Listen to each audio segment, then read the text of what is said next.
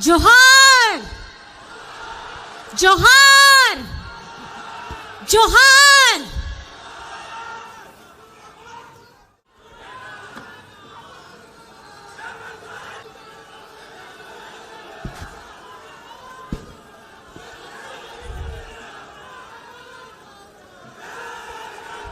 जय झारखंड, जय झारखंड, जय झारखंड, जय झारखंड। आप सभी को जोहार है। अपनी बातें रखने से पहले आज मैं हेमंत सोरेन जी का पत्र लेकर के आई हूं जो उन्होंने जेल से भेजा है। सबसे पहले मैं आपसे दरख्वास्त करना चाहूंगी कि उन्होंने जो भी लिखा है आज मैं आपके सामने पढ़ने वाली हूं, क्योंकि ये सारा संदेश आप सभी के लिए, झारखंड वासियों के लिए, पूरे देशवासियों के लिए है। तो कृपया करके इसको जरूर ध्यान से सुनिएगा।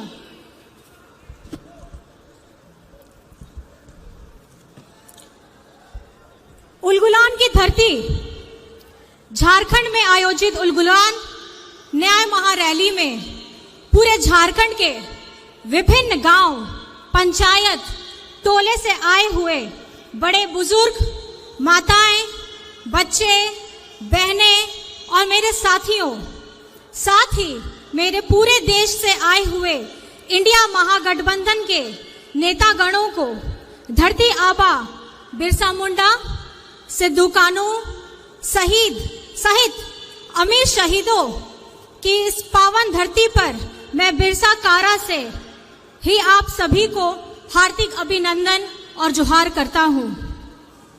आज इस महारैली में मौजूद राज निर्माता दिशोम गुरु शिबू सोरेन जी को चरण स्पर्श करता हूं। साथियों, आज झारखंड उलगुलान रैली में आपके साथ नहीं हूं।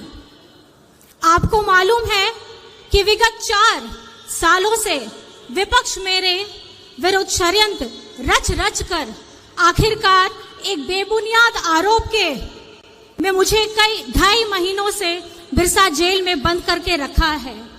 और इसी प्रकार हमारे महागठबंधन दल के आम आदमी पार्टी के मुख्यमंत्री अरविंद केजरीवाल जी को भी उनके सहयोगियों के साथ दिल्ली के तिहाड़ जेल में डाल रखा है। साथियों, ये आजादी के बाद पहली बार है जब किसी पार्टी के शीर्ष नेता एवं मुख्यमंत्रियों को और मंत्रियों को चुनाव के ठीक पहले सुनियोजित तरीके से बेबुनियाद आरोपों पर जेलों में डाला जा रहा है। खैर, कोई बात नहीं, मुझे आज जेल में रहते हुए भी खुशी हो रही है कि जिस लोकतंत्र की रक्षा और हक अधिकार की लड़ाई को हम लड़ रहे हैं, उसे हम ही नहीं बल्कि देश के और विभिन्न राज्यों के दल और क्रांतिकारी नेतागण वही लड़ाई लड़ रहे हैं। आज उलगुलान महारैली में आए क्रांतिकारी नेताओं की मौजूदगी इसका गवाह है कि आज इस उलगुलान महारैली के मंच पर आदरणीय मल्लिकार्जुन खड़गे जी, जो अभी नहीं है, राहुल गांधी जी, अखिलेश यादव जी, फारूक अब्दुल्ला जी, चंपई सोरेन जी, भगवत मान जी, तेजस्वी यादव जी, श्रीमती सुनीता केजरीवाल जी, दीपांकर भट्टाचार्य जी, संजय सिंह जी, श्रीमती प्रियंका चतुर्वेदी जी और विवेक गुप्ता जी का मैं पुनः अभिवादन करता हूं। साथियों, आज का ये झारखंड उलगुलान महारैली से झारखंडी भाइयों के नाम ने से कई बातों का पता चल रहा होगा। जी हाँ साथियों, उलगुलान का मतलब ही है अब और नहीं चलेगी ठगों की सरकार, लोकतंत्र लूटने नहीं देंगे, संविधान खत्म नहीं होने देंगे, देश टूटने नहीं देंगे।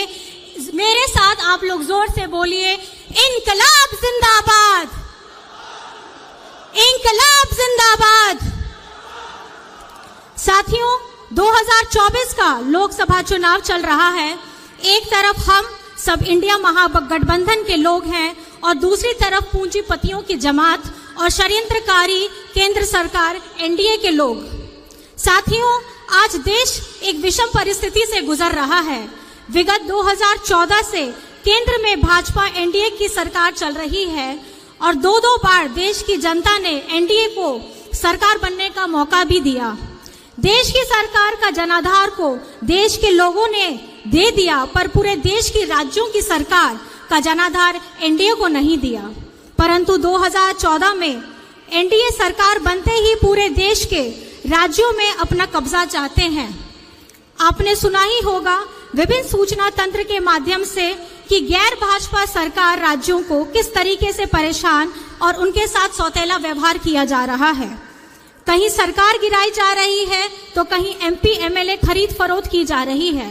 जो गैर भाजपा सरकार उनके साथ नहीं आते हैं तो इसका उदाहरण है कि आज हम जेलों से आप तक बंदी पत्रों के माध्यम से संदेश भेजना पड़ रहा है। साथियों, यह देश हमें भीख में नहीं मिली है। इस देश को पाने के लिए अनगिनत शहादत हुई है।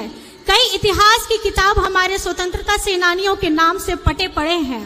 साथियों, विगत कई साल के षड्यंत्र का फल एनडीए को 2014 में पूर्ण बहुमत से सरकार बनाने को मिली। देश के लोगों को बड़ी चतुराई से सपने दिखाए, आंखों में धूल झोंका गया, हर जाति धर्म के लोग को मूर्ख बनाया गया। बड़ी चतुराई से 2014 से आज तक देश के युवा, महिला, बुजुर्ग, किसान, आदिवासी, दलितों को ठगा गया। ऐसे जैसे एक स्टेज में दिखाने वाला जादूगर किस तरह पूरे देश को अलग अलग माध्यम से, अलग अलग सूचना तंत्रों के माध्यम से देशवासियों को निरंतर ठगने का प्रयास चल रहा है। इस चुनाव में बड़े पैमाने पर केंद्र एजेंसियों का दुरुपयोग किया जा रहा है। उनके माध्यम से विपक्ष की आवाज को कुचलने का काम शुरू हो रहा है। आज केंद्र सरकार ऐसे ऐसे कानून का निर्माण कर रही है जिससे देशवासियों को तो नुकसान होना ही है, चाहे वो किसी भी वर्ग, जाति, धर्म का ही क्यों ना हो। साथ ही साथ इस देश के लोकतंत्र को भी खतरा होगा और संविधान को भी खतरा होगा।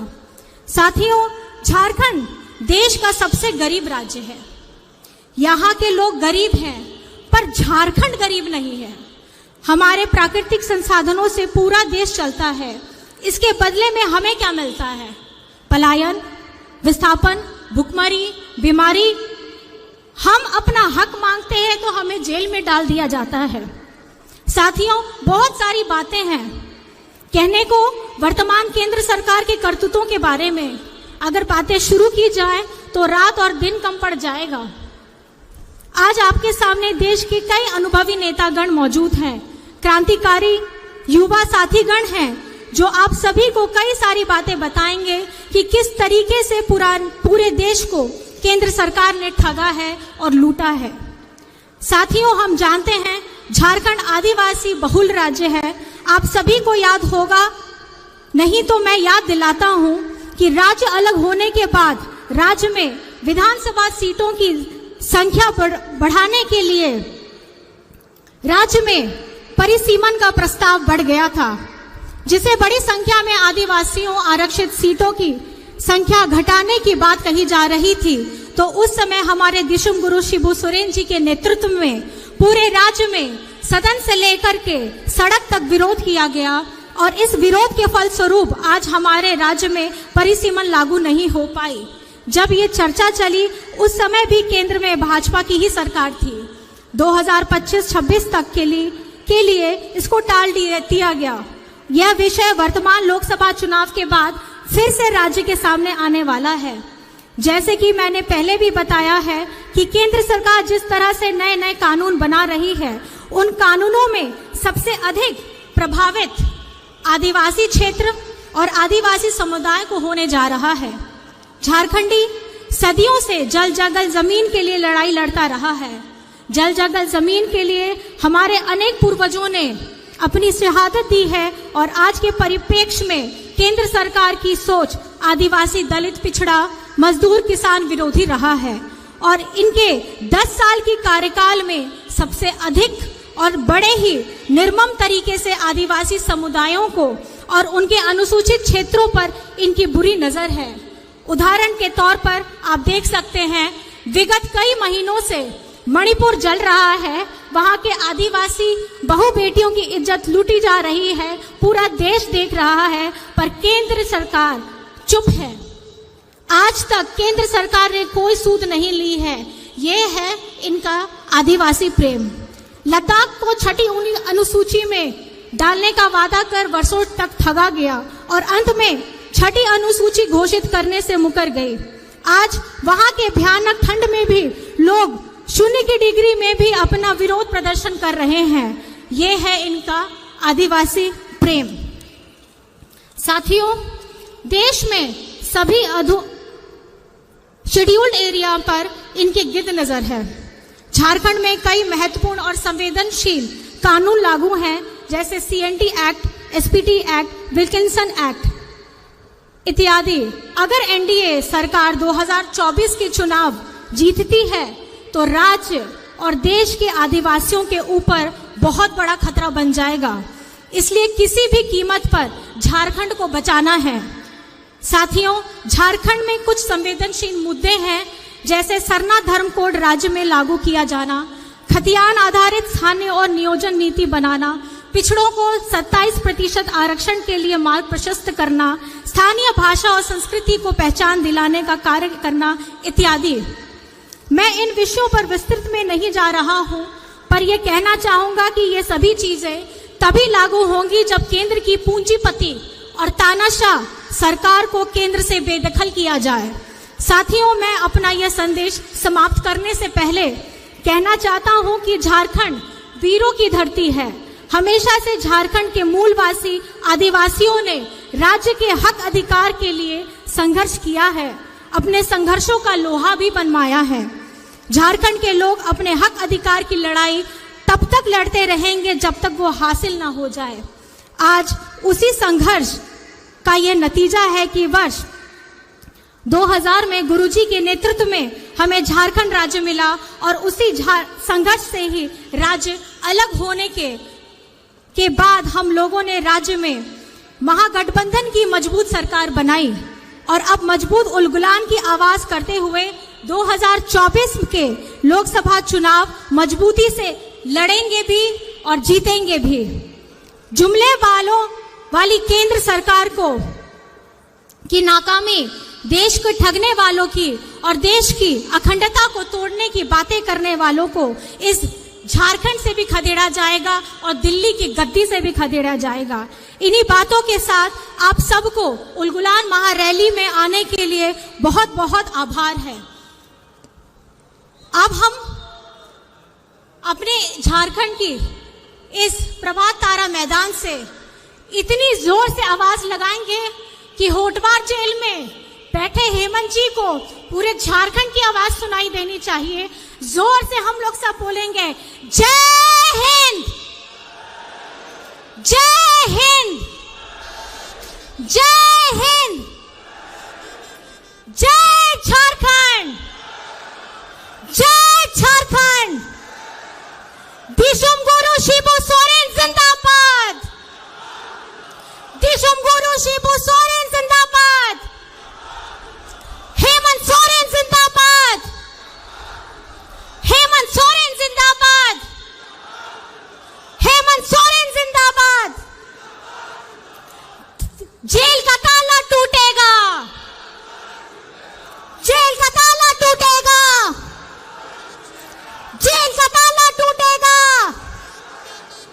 जेल का ताला टूटेगा, जेल का ताला टूटेगा। आप सभी को यहाँ आने के लिए अपने हृदय की गहराइयों से मैं आप सभी को आभार प्रकट करती हूँ। जोहार है।